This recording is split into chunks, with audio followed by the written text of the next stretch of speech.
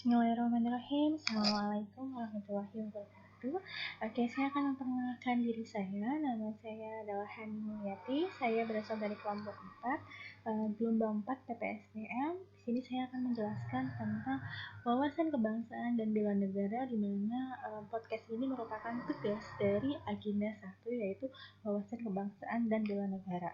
Nah, untuk itu kita akan mulai membahas tentang apa sih itu wawasan kebangsaan dan apa sih itu bela negara. Jadi di sini saya membagi menjadi 2 bagian, yaitu wawasan kebangsaan dan juga bela negara.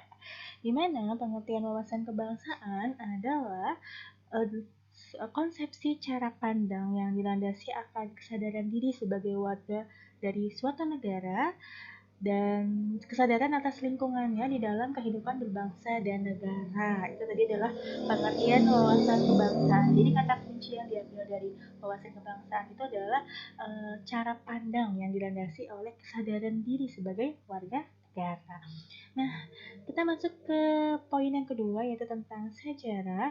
Ada beberapa titik penting dalam sejarah bangsa Indonesia, di mana yang pertama 20 Mei 1908, yaitu puluhan anak muda berkumpul di Aula Sofia. Sofia itu kalau nggak salah gedung kedokteran, di mana pertemuan itu mereka sepakat mendirikan organisasi Budi Utomo. Itulah kenapa kita memperingati 20 Mei sebagai Hari Kebangkitan Nasional.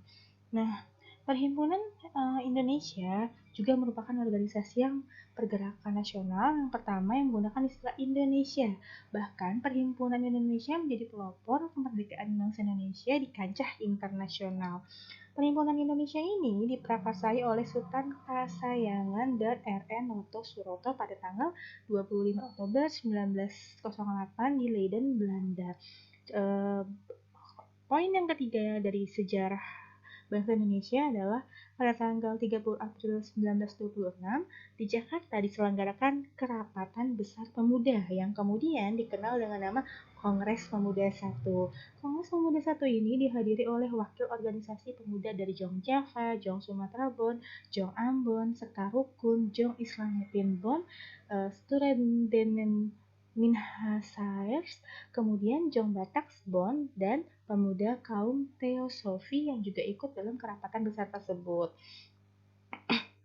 Nah, selanjutnya yang juga penting dalam sejarah bangsa Indonesia adalah pada tanggal 1 Maret 1945 dalam situasi yang kritis, Letnan Jenderal Kumakichi Harada yang merupakan pimpinan pemerintah pendudukan Jepang di Jawa mengumumkan pembentukan Badan Penyelidik Usaha-usaha Persiapan Kemerdekaan Indonesia atau biasa disingkat dengan BPUPKI.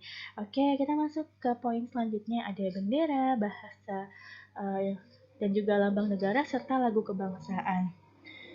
Bendera Negara Kesatuan Republik Indonesia yang selanjutnya disebut dengan bendera negara adalah sang merah putih, sedangkan bahasa yang digunakan dalam bahasa persatuannya adalah bahasa Indonesia.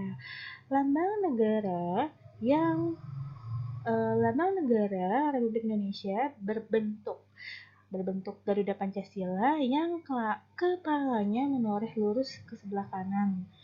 Dan yang terakhir adalah lagu kebangsaan Indonesia adalah Indonesia Raya yang diciptakan oleh W.R. Supratman atau W.G. Rudolf Supratman. Oke, poin terakhir dari wawasan kebangsaan adalah 4 konsensus dasar berbangsa dan bernegara, yaitu ada Pancasila, UUD 1945, Bhinneka Tunggal Ika, dan juga ada Negara Kesatuan Republik Indonesia. Nah, itu tadi bagian pertama dari wawasan kebangsaan. Kita masuk ke bagian kedua, yaitu adalah bela negara. Apa sih bela negara itu? Nah, pengertian dari bela negara adalah tekad, sikap, dan perilaku serta tindakan dari warga negara baik secara perseorangan maupun kolektif dalam menjaga kedaulatan negara, keutuhan wilayah, dan keselamatan bangsa serta negara yang dijiwai oleh kecintaannya terhadap Negara Kesatuan Republik Indonesia yang berdasarkan Undang-Undang Dasar Negara Republik Indonesia 1945 dalam menjamin kelangsungan hidup bangsa Indonesia dan negara dari berbagai ancaman. Jadi kata kuncinya adalah sikap dan tekad, perilaku, tindakan, dalam menjaga kedaulatan Indonesia. Nah, selanjutnya ada nilai dasar bela negara. Ada apa aja? Yang pertama ada cinta tanah air, ada kesadaran berbangsa dan bernegara, ada juga setia pada Pancasila sebagai ideologi negara, rela berkorban untuk bangsa dan negara, dan terakhir adalah kemampuan awal dari bela negara.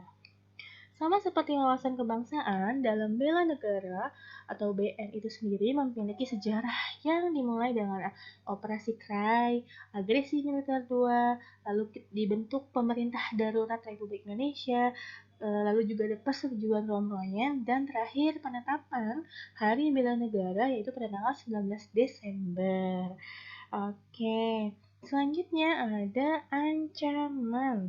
Nah, ancaman dalam bab ini adalah sesuatu yang membahayakan tatanan kelangsungan hidup dari bangsa Indonesia itu sendiri. Jadi bela negara ini berhubungan dengan ancaman. Nah, ancaman itu pasti ternyata ancaman itu adalah sesuatu yang membahayakan. Nah, efek atau untuk mencegah ancaman itu sendiri, maka kita diperlukan kewaspadaan diri. Nah, kewaspadaan diri itu apa sih? Kewaspadaan diri adalah serangkaian upaya atau tindakan untuk menyangkal potensi adanya ancaman, terus juga rintangan, dengan meningkatkan kewaspadaan dan pencegahan dini. Jadi, ketika ancaman itu ada, maka kita diminta untuk meningkatkan kewaspadaan diri. Dan terakhir yaitu aktualisasi kesadaran bela negara yang diimplementasikan dalam dalam keseharian di kantor atau di instansi-instansi masing-masing. Nah, ada juga karena kita berhubungan dengan ASN atau PNS, maka kita harus belajar juga yang namanya fungsi ASN, yaitu melaksanakan kebijakan publik, melakukan pelayanan publik, perekat dan pemersatu bangsa. Oke, itu tadi penjelasan dari modul 1 itu tentang wawasan kebangsaan dan juga bela negara. Terima kasih atas perhatiannya, semoga bisa membantu untuk memahami materi ini. Saya akhiri dengan salam. Assalamualaikum warahmatullahi wabarakatuh.